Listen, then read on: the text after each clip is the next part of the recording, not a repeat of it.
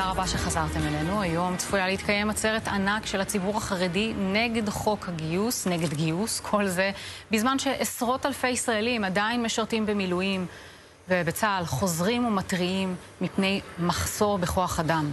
איתנו הבוקר דוד מרגליות, יועץ אסטרטגי שיקח חלק פעיל בהפגנה, וסני אייזנברג ממובילי פורום המילואימניקים הדתי-לאומי.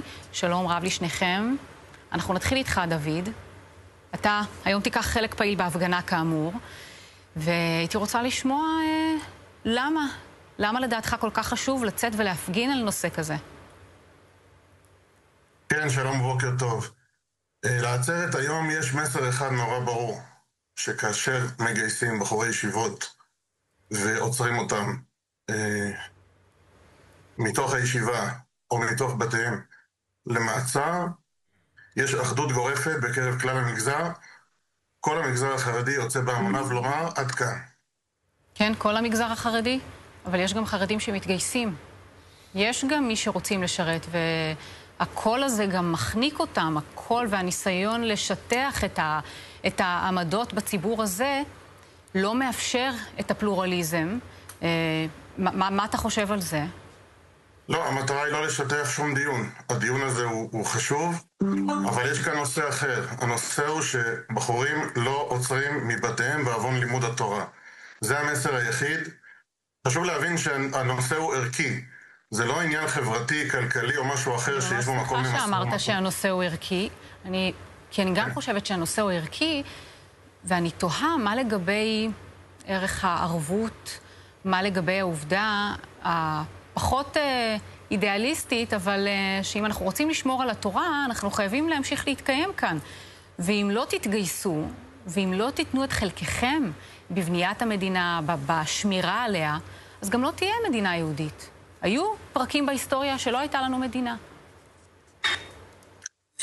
ראשית כל, אין חולק שבנושא של ערבות הדדית, המגזר החרדי נותן את חלקו בצורה מושלמת. כאשר אנחנו ניגשים...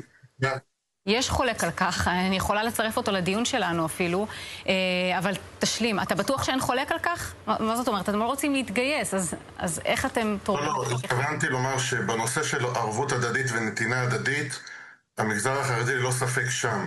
בנושא הנקודתי של גיוס לצבא, זה נושא רחב יותר, שהוא מבוסס בעצם על השקפת עולם וסולם ערכים פנימי של בן אדם.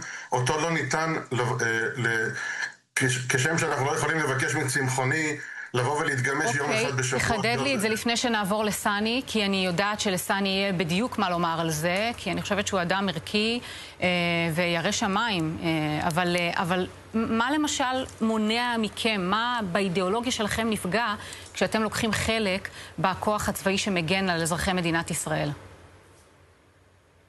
אז אני מחדד שוב ואומר שהנושא הוא ליבת הערך הפנימי של כל אדם ואדם, שבו לא ניתן לפגוע. וכשם שלא ניתן לדרוש מצמחוני לאכול בשר יום אחד בשבוע ממקום של גמישות ושיתוף פעולה, זה פשוט בלתי אפשרי. ולכן כאשר אנו באים ואומרים לימוד התורה הוא ערך עליון, אין את האופציה לבוא ולומר... אבל אתה יודע שיש לומדי תורה שגם משרתים ועושים כל כך הרבה למען המדינה, והם גם גדולים בתורה. סני אייזנברג, מה אתה חושב על זה? יש כל כך הרבה נקודות, אני אפילו יודע מאיפה להתחיל, אבל אני אנסה לפי הסדר הכרונולוגי שבו דוד נגע בדברים. אחד, אפשר לפחות להסכים שתגיד בצורה ברורה שמי שלא לומד תורה צריך להתגייס, כי אנחנו הגענו לנקודה הזאת, כי כרגע יש 0 מתגייסים, לא מהלומדים ולא מהלא לומדים. בואו נתחיל שם. האם אתה מוכן להגיד שמי שלא לומד תורה חייב להתגייס? מה אתה אומר, דוד? לא כולם לומדים תורה, אנחנו יודעים את זה. אני מתנצל, אני לא שמעתי את המשפט האחרון שאמרת, בגלל תקלה כאן. אני אומר, אמרת הרבה דברים, אני אתייחס אליהם ברצף כרונולוגי, אני מקווה. אחד, האם אפשר להסכים שמי שלא לומד תורה, כן יתגייס? כי כרגע אנחנו נמצאים במצב הזה, שההנהגה אומרת, אף אחד לא מתגייס, ולכן הגענו למצב הכל כך קיצוני שנמצאים בו היום, כי כרגע אף אחד לא מתגייס. אז בואו נתחיל מהראשון. האם אתה מוכן להגיד בכל ברור שמי שלא לומד תורה חייב להתגייס? אני רוצה לייצג את דעתי האישית כאן, כי אינני מוסמך לומר דעות של גדולי ישראל. זאת שאלה נוקבת שגדולי התורה צריכים להכריע בה. אני רק אומר... התשובה היא כן או לא, אדוני. שאין אפשרות לבוא ולכפות עניין ערכי על הצד השני. זה לא עניין ערכי, זה לא עניין ערכי. אתה דיברת על לומדי תורה. אמרת שאתה דואג... דוד, אמרת שאתה דואג ללומדי התורה. אני שואל שאלה פשוטה. מי שלא לומד תורה צריך להתגייס, כן או לא? אחרי זה נדון בלומדים. כן או לא?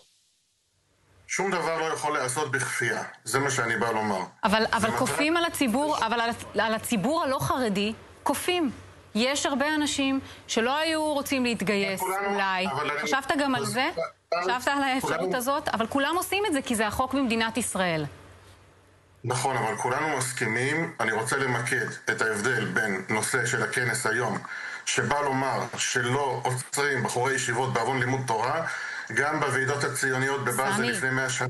דוד, נאפשר רגע לסני, למרות שקראת לזה כנס, אני חושבת שחוסמים את עיר הבירה למשך שעות ארוכות לשם הכנס הזה, כן סני. ובצדק רב.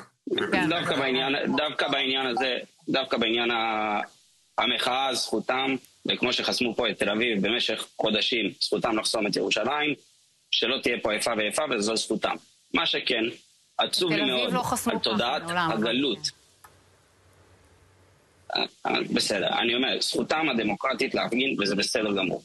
אני אומר שעצוב לי מאוד על מאות אלפי אנשים, אם לא מיליון אנשים, שהם פשוט חיים בתודעת גלות, כאילו מישהו פה רודף לומדי תורה. אפילו על הלא לומדים, אתה לא מוכן לבוא ולהגיד שהתגייסו, ושלא נדבר גם על הלומדים שהתורה עצמה מצווה להתגייס למלחמת מצווה, ואפשר לעשות שמיניות באוויר כדי לנסות לטעון שזו לא מלחמת מצווה. זה לא עונה על העניין ההלכתי, זו מלחמת מצווה, ואתם לא מוכנים לא להתייחס ללא לומדים ולא להתייחס ללומדים. ואתם חיים בתודעת גלות של כאילו יש פה איזה שלטון זר שמנסה לפגוע בתורה, ואין פה שום פגיעה. למדתי תורה, אני לומד תורה, אני פשוט לא עושה את זה על חשבון אחרים, ואני מילאתי את החובות שלי למדינה, ולכן לא עוצרים אותי. ואני גם אשמח שלא יעצרו אף אחד. אין שום סיבה לעצור אדם. אבל בוא נתחיל משלילת ההטבות, הפעלת הסנקציות. אין שום סיבה שבן אדם יקבל את כל הטוב שיש למדינה להציע, שהוא לא מילא את חובתו הבסיסית ביותר. יש סיבה אחת לעצור בן אדם, וזה כשעוברים על החוק. אז דוד, מה דעתך? אתם מחוץ לחוק? אתם מעל החוק, נראה. אף אחד לא מעל החוק. מדינת ישראל חיה מאז הקמתה על חוק שפוטר בני הישיבה מחוק גיוס, והיום כאשר רוצים לבוא ולשנות סטטוס קוו כל כך ארוך, גם אם יש דרך לעשות את זה, כפייה היא איננה הדרך.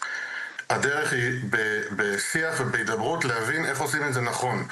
הרי כפי שאמרת, יש אנשים שלומדים תורה ומתגייסים כי זה לא מתנגש עם סולם הערכים הפנימי שלהם. אתה לא יכול לבוא לאדם שסולם הערכים הפנימי שלו אומר לו לא להתגייס ולנסות בכפייה לגייס אותו. זה לא נכון, זה לא צודק וזה גם לא חכם. אוקיי, אנחנו נודה לכם מאוד. אני ממש מקווה שבסולם הערכים שלך אין ערך ששמו לא להתגייס. אני מאוד מקווה שאין ערך כזה. יש ערך של לימוד תורה, קיימות מסגרות היום שמכבדות את לימוד התורה, שלומדים בהם תורה, שאנשים שם ירא שמיים, כל הפיקוד בחשמונאים הוא ירא שמיים, ואתה לא מוכן להגיד שאפילו בחורים שהם לא ירא שמיים, שהם לא מקיימים תרי"ג מצוות, ואפילו לא קרוב לזה, אפילו עליהם אתה לא מוכן להגיד שהם יתגייסו. ואני אגיד את האמת, כאילו, העניין של העצרת, החרדים באירוע הזה הם אפילו פחות מעניינים. דוד, אנחנו נחתום את הדיון הזה, אבל אתה חייב להודות שאכן מדובר בשאלה מאוד משמעותית שמציג כאן סני. זה קצת נראה כאילו אתם פשוט לא רוצים לעשות משהו שלא הורגלתם לעשות, ואתם נלחמים בכל הכוח כדי להימנע מזה. משפט שלך. נסגור לא נכון לאירוע. כל אזרחי ישראל שווים בפני החוק, ועל כך אין חולק. כלל אזרחי המדינה שווים בפני החוק, ואף אחד לא מנסה להתנער מזה. אנחנו מנסים לבנות כאן את שביל הזהב, שנותן מענה נכון למדינה, נותן מענה נכון לתלמידי הישיבות. לא מוכן לתת לבחור אחד להתגייס. איזה שביל זהב? אני אשמח להיות... אנחנו מודים לכם. מילת המפתח זה הכפייה, נוצרה כאן כפייה והדתה מוזרה, שבאו להתגייס כפייה. ואני חושב שבשנייה שנעצור את הכפייה הזאת... אני לא חושבת שיש מישהו שרוצה שתפסיקו להיות חרדים, אבל אנחנו נשאיר את האמירה הזאת תלויה באוויר ונודה לכם מאוד מאוד, דוד מרגליות